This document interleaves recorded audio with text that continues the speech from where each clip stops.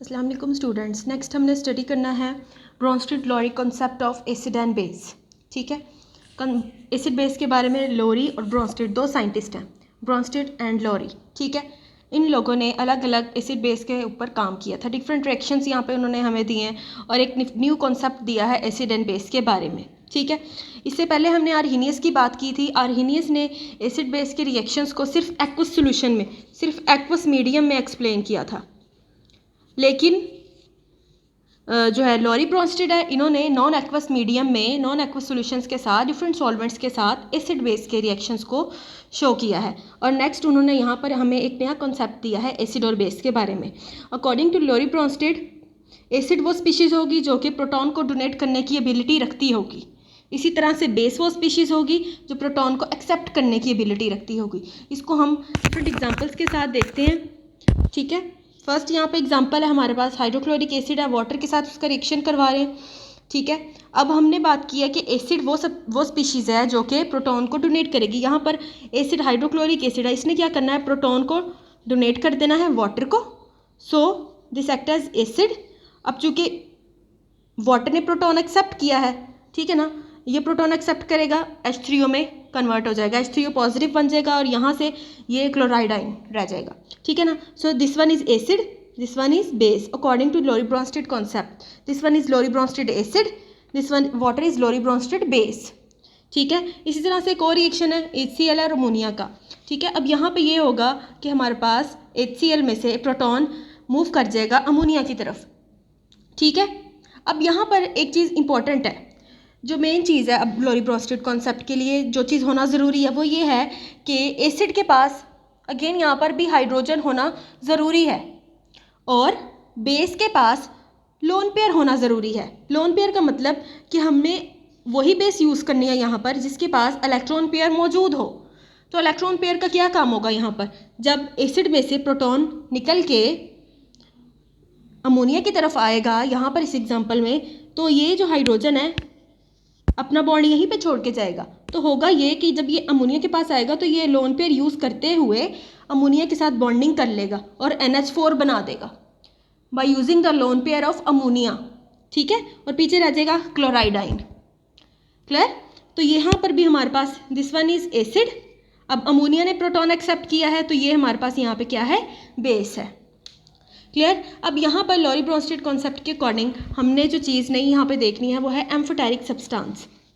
Amphoteric substances की term जो है लोरी ब्रोंस्टेड ने एक्सप्लेन की है। क्या होते हैं amphoteric substances?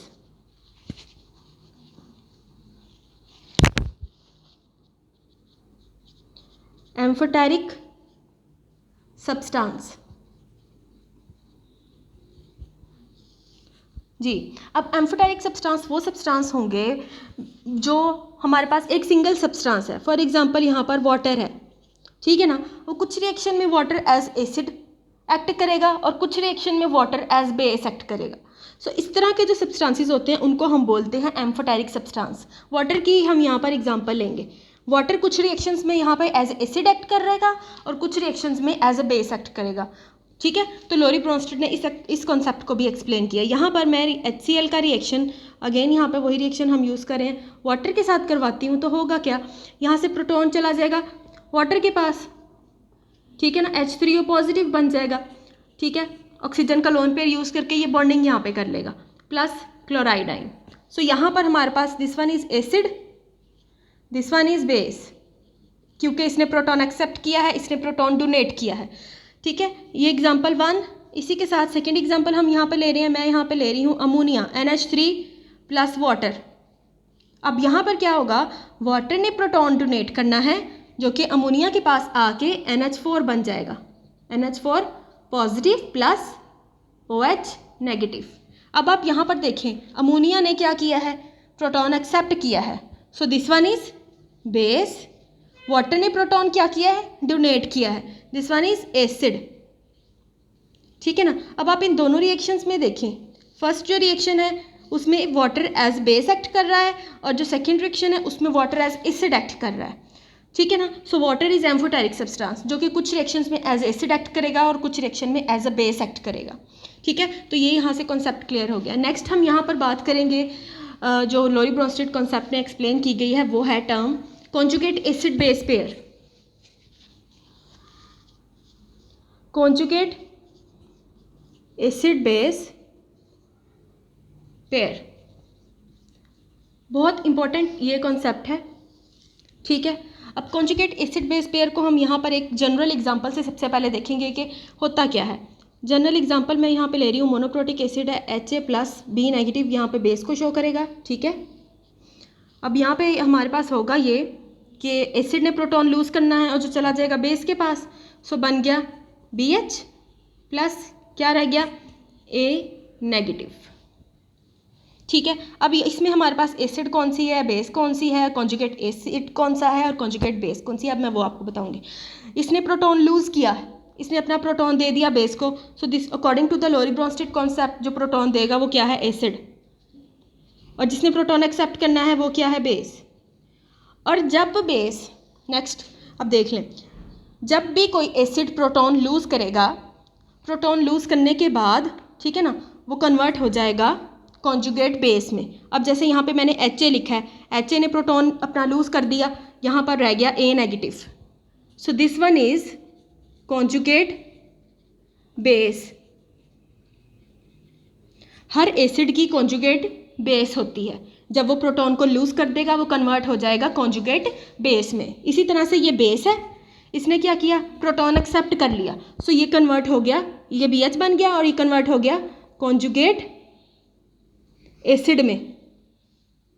So these are the pairs, base conjugate acid pair, ठीक है ना, एसिड कॉन्जुगेट बेस पेयर, ठीक है ना।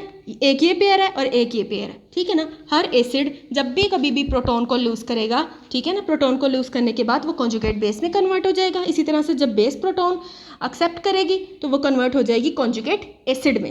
यहाँ पर हम एक और एग्जांपल लेते हैं, HNO2 नाइट्रस एसिड की एग्जांपल है प्लस वाटर, ठीक है। अब यहाँ पर क्या होगा, नाइट्रस एसिड है, इसने प्रोटॉन लूज़ किया, कन्वर्ट हो गया NO2 पॉजिटिव, ठीक है, प्लस वाटर है, इसने प्रोटॉन एक्सेप्ट कर लिया, नेगेटिव, H3O पॉजिटिव जी।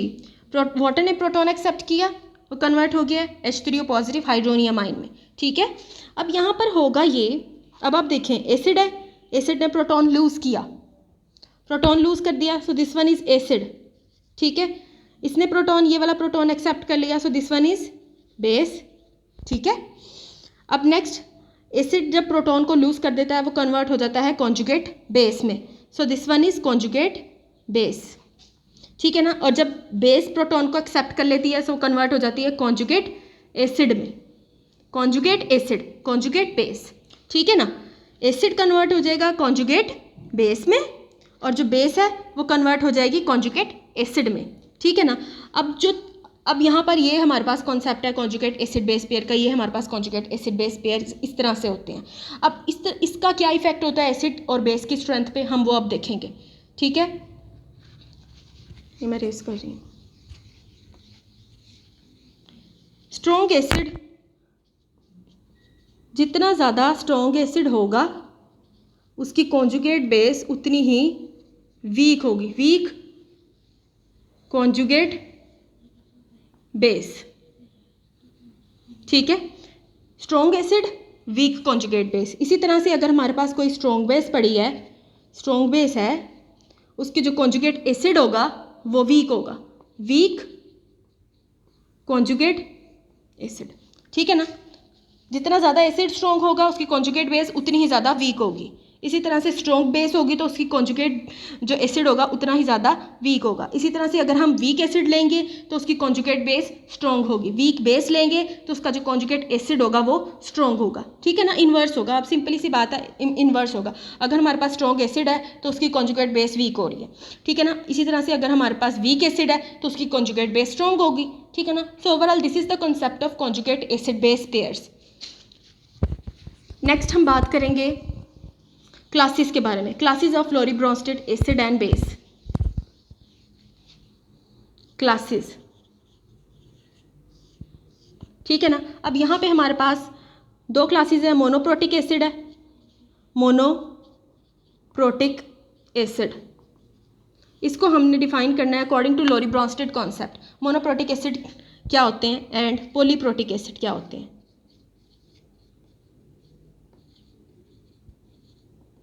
ठीक है, मोनोप्रोटिक एसिड, अब according to the definition of Lowry Bronsted concept, acids वो होंगे जो कि डोनेट करने की एबिलिटी रखते होंगे, प्रोटॉन्स डोनेट करने की एबिलिटी रखते होंगे। तो मोनोप्रोटिक एसिड को हम इसी तरह से डिफाइन करेंगे, डोनेट वन प्रोटॉन। वो एसिड जो एक प्रोटॉन को डोनेट करें उनको हम मोनोप्रोटिक एसिड कहते हैं, डोनेट वन प्रोटॉन। ठीक है, अब एग्जांपल यहाँ पर हम क्या लेंगे, सिंपल सी एग्जांपल हम ले लेते हैं यहाँ पर एसिटिक एसिड के, CH3COOH। ठीक है, इसने अपना ये प्रोटॉन डोनेट कर देना है, H2O। रिएक्शन यहाँ पे होगा CH3COO नेगेटिव, और ये वाला प्रोटॉन इसने डोनेट कर दिया वाटर को प्लस H3O पॉजिटिव। इसने डोनेट किया, so this one is acid, Lowry Bronsted acid, this one is Lowry Bronsted base. ठीक है, so this one is the example of monoprotic acid. ठीक है, इसने एक प्रोटॉन को डोनेट किया, donate one proton, monoprotic acid. इसी तरह से पॉलीप्रोटिक एसिड वो एसिड्स होंगे जो दो या दो से ज़्यादा प्रोटॉन्स को डोनेट करने की एबिलिटी रखते होंगे। ठीक है, मैं ऊपर से रेस कर रही हूँ।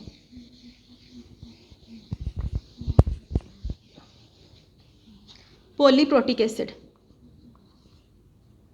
पॉलीप्रोटिक एसिड वो एसिड जो दो या दो से ज़्यादा डोनेट टू और मोर प्रोटॉन्स। ठीक है, एग्जाम्पल अब यहाँ पर हम ले लेते हैं H2SO4 की, H2SO4। ठीक है, यहाँ पर इसने प्रोटॉन्स को डोनेट करना है। ठीक है, दो प्रोटॉन्स देख लें यहाँ पर मौजूद है, प्लस वाटर। ठीक है, यहाँ पर इसने एक प्रोटॉन डोनेट कर दिया, बन गया H3O पॉजिटिव, प्लस क्या रह गया HSO4 नेगेटिव। ठीक है, इसी तरह से HSO4 नेगेटिव हम लेंगे नेक्स्ट स्टेप में। अब यहाँ पर अगेन इसके पास एक प्रोटॉन अभी भी बाकी है, अगेन वाटर, दूसरा प्रोटॉन इसने लूज़ कर देना है और कन्वर्ट हो जाना है SO4-2 प्लस H3O पॉजिटिव। देखिए, सो ये this is the example of polyprotic acid जो दो या दो से ज़्यादा प्रोटॉन्स को डोनेट करेंगे। इसी तरह से हमने बेसिस की बात करनी है, monoprotic base and polyprotic base. सबसे पहले हम बात करेंगे मोनोप्रोटिक बेस के बारे में, मोनोप्रोटिक बेसिस। अब यहाँ पर ये वो बेसिस होंगी जो क्या करेंगी, except one proton, except one proton.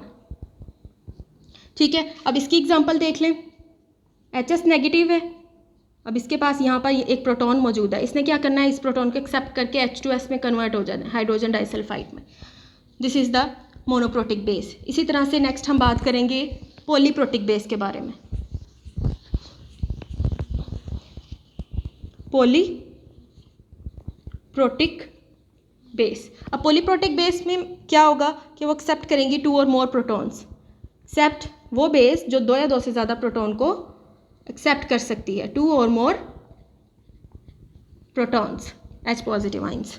ठीक है, अब यहाँ पर हमारे पास एग्जांपल है SO2-2 प्लस यहाँ पर दो H पॉजिटिव्स मौजूद हैं। यहाँ पर आके ये बेस है हमारे पास, और इसने आके इसने क्या करना है, इन प्रोटॉन्स को एक्सेप्ट कर लेना है, और हमारे पास ये कन्वर्ट हो जाएगा H2SO4 में। So this is polyprotic base जो दो या दो से ज़्यादा प्रोटॉन्स को एक्सेप्ट करने की एबिलिटी रखती है। So overall this is the concept of Lowry Bronsted acid and base.